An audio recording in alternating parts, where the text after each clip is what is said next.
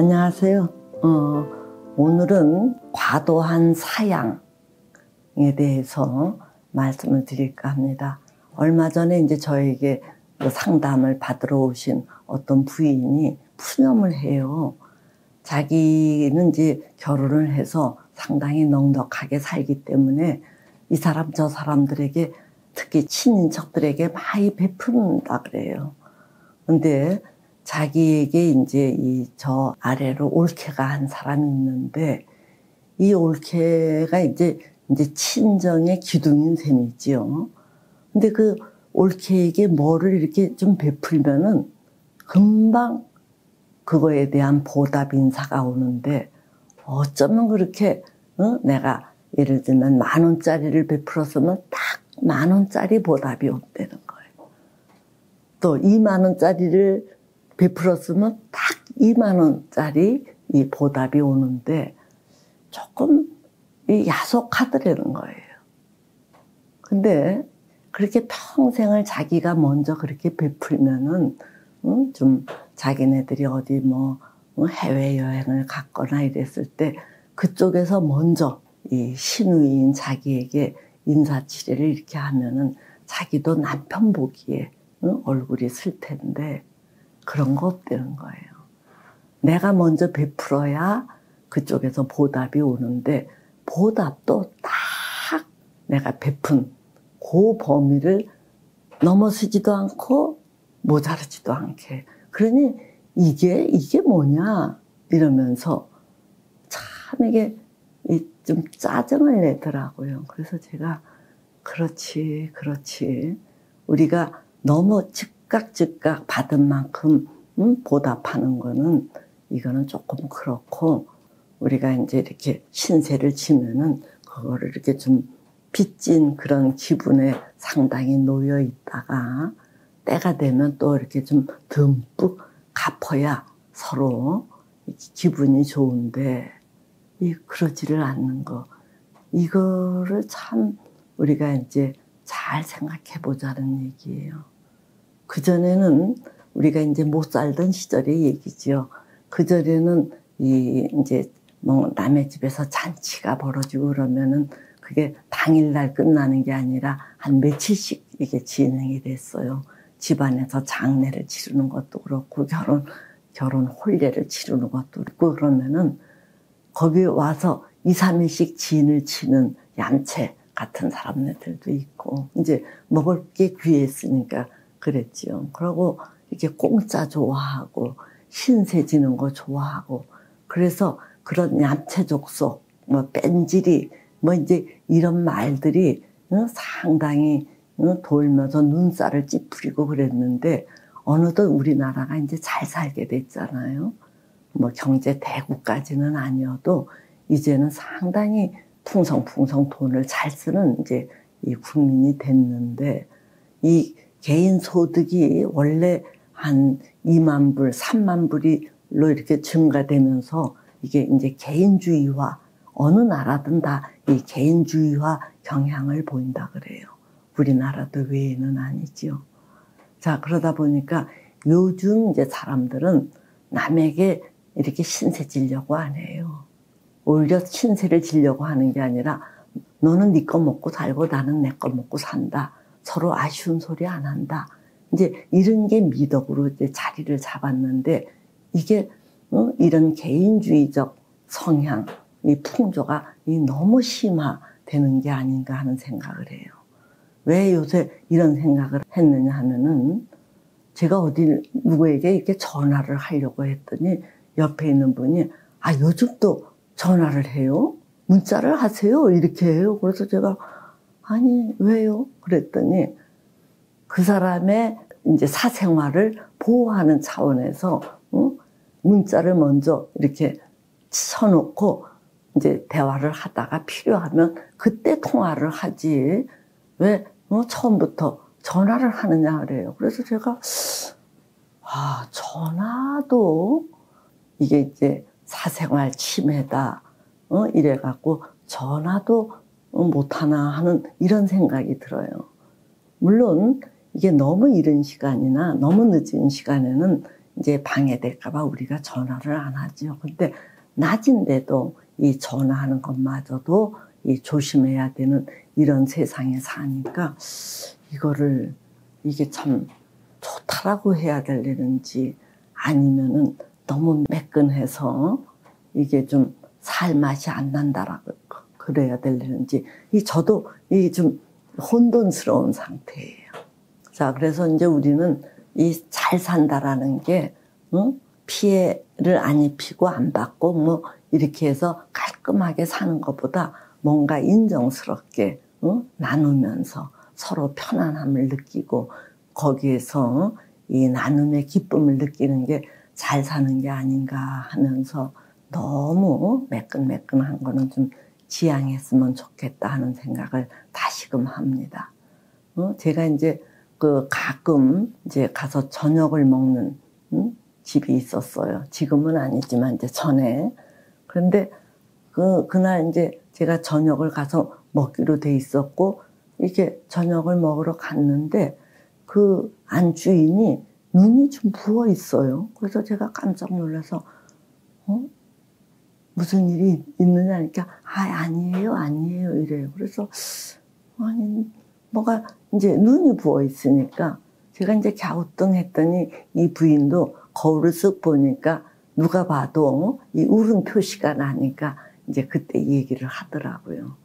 그게 무슨 얘기를 하냐면은 이제 자기네는 김치를 한번 담그면은 이 많이 담그는 집이에요.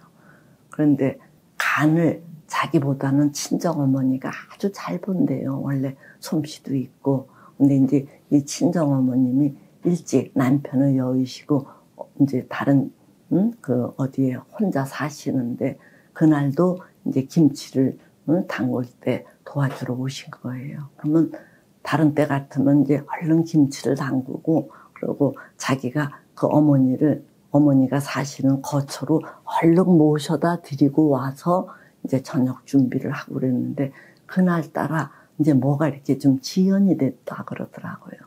그래서 김치를 다 마치고 났는데 어머니를 모셔다 드릴 시간이 없더래요.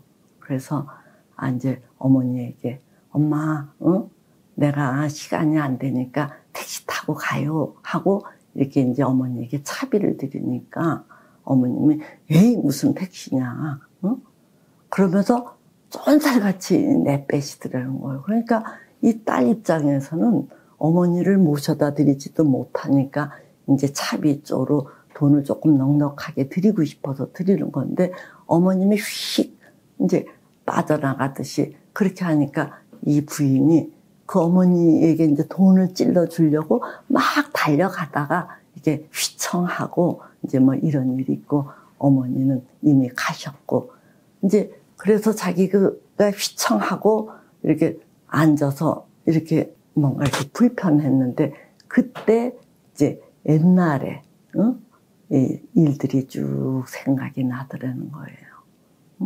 어머니가 이렇게 한 번, 두 번 해서 안 되면은 그냥 유연하게 그래 알았다 이렇게 물러서시질 않고 어머니가 워낙 강직하시니까 하긴 뭐 또 옛날에 남편 일찍 여의고 수북한 자식들을 데리고 살려면은 강직하지 않을 수가 없었겠지만 하여튼 이 어머니도 남에게 신세 안 지고 아쉬운 소리 안 하고 자기가 할 일은 분명하게 하는 이런 이제 강직한 분이다 보니까 이 딸이 뭐 좀 찡찡거려도 한 번 안 돼 하면 안 되는 거고 이렇게 하면 그렇게 해야 되는 거고 이러는 사이에서 이 여리여리한 이 따님은 이제 많이 힘들었었던가 보더라고요. 그래서 이제 그런 것들을 이렇게 떠올리면서 눈물이 나서 이제 눈물을 훔치다가 이 저녁 준비를 한 거예요. 그래서 제가 그 부인의 이야기를 이렇게 듣고 그래 이 사람들은 이 각자의 기질 뭐 이런 게 다 다르기 때문에 어느 자식에게는 조금 부드럽게 해줘야 되고 또 어떤 자식에게는 단호하게 해줘야 되고 또 어떤 자식은 또 이렇게 상당히 구슬려 가면서 해야 되고 이런 것들이 다 다르거든요. 그래서 우리가 상대에 맞게 이렇게 잘 처신해야 되는데 이제 어떻게 된 건지 우리 사회가 너무 개인주의화 되면서 그냥 나는 남에게 신세 안 지고 선물 받은 것은 갚아서 깔끔하게 하리라.